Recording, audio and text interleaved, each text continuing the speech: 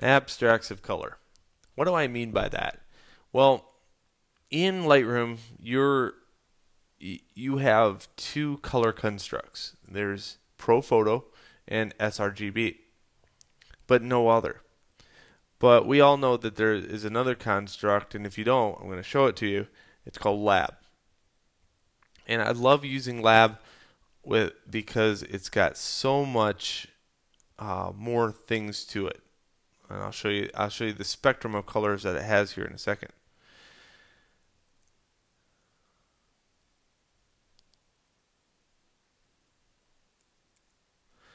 If you hold Command E on the keyboard, what this will do, it'll launch Photoshop. And it'll launch your picture in Photoshop. So now you can integrate Photoshop and Lightroom together. And if that's the case, I might have some sharpening techniques here in Photoshop, like Smart Sharpen, that I could take advantage of. I can have all the filters in here, but notice that some filters will not work. Why? Because there's 16 bits here, and certain filters won't work under a 16-bit construct. So, but will work is the modes, where I can go to Lab Color. Now, I like Lab because it's got some rare colors in there that, just look amazing. Do they? The question is, how well do they print? Well, they print pretty good compared to most, as long as you do one more step, and I'll show you that.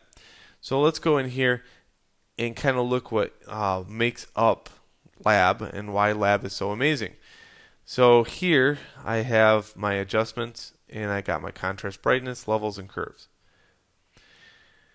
What's nice about Lab is the lightness is handled by its own channel. So now the channel of lightness is all by itself, and the color is all by itself. And I have a color A channel and a color B color channel. These channels hold all the color. So let's kind of tweak this out. And I have tutorials out there about complete breakdown of Lab. I just want to show you exactly why I kind of use it.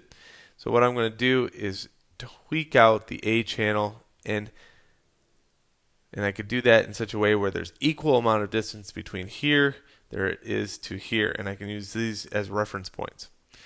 And in my B channel, I'm going to do the exact same thing. I'm going to tweak it out and tweak it out. Now be careful, because see this curve right here? This is where you don't want to step in. You don't want to step on the curve. So equal amounts. Okay. Wow. Look at the colors. They're amazing. We want to see, let's say, undo curves. Boring. Not boring. Let's take this back to Lightroom. Let's go File, Save, and Close. Did that save it physically on my hard drive?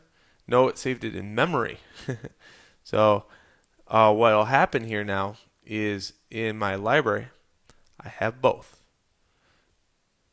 Go down here, and here is the picture, and here is the picture. Okay.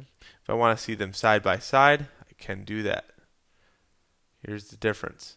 I got a radioactive red in here, and here I do not. Here's the select, here's the candidate. But that doesn't mean I can't work with this, because now I got some blown out color. Doesn't mean I'm going to totally forgo say, hey, this is not a neon red. Look at this red tomato. Wow, right? Okay, so now let's go back to here, and let's choose the one that I tweaked out. Go back into development, and I can tweak certain things about this one. It's a NEF. I can totally do that. Okay, the vibrance. Maybe I could take the vibrance just a skosh down, and that would handle red. Now I got my green that's still vivid, and I still got my vivid tomato. And that is the beauty of using Photoshop along with Lightroom. Histogram looks a lot better here. In fact, I can probably tweak these out a little bit more and get even more and more detail if I wanted to. but what I wanted to show you was lab. Alright, I think that's it for the video. I just wanted to show lab, and that was it, and why you would use it, and now you know. Enjoy.